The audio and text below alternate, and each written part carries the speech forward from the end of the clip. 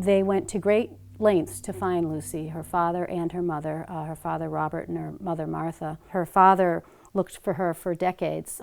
There's a number of theories of what happened to Lucy, one of which is that they were in a very dense region. They were only the fourth settler in Princeton, so they were out in the woods. In fact, the only passageways would have been the Indian trails, and they suspected that the Indians had come and taken her off.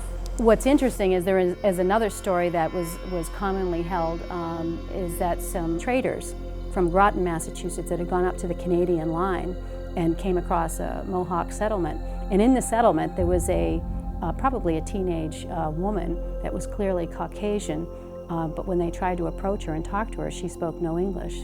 But the only thing she said was Wachusett Hill. Obviously the name of the hill is Wachusett.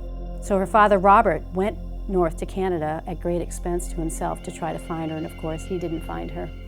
One of the stories I heard is that a neighbor, Tilly Littlejohn, was the person who killed Lucy Keyes.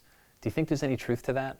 This gentleman lived in the next town, Sterling. He allegedly was a neighbor, as you suggested.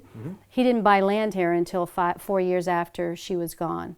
And the alleged murder was suspected that he, in his deathbed in Deerfield, New York, had said he felt such guilt that he wanted to admit that he had done this and he had put her in a log, but he died in Sterling. So it sounds like from the timeline, it would have been impossible for Tilly Littlejohn to have done this crime.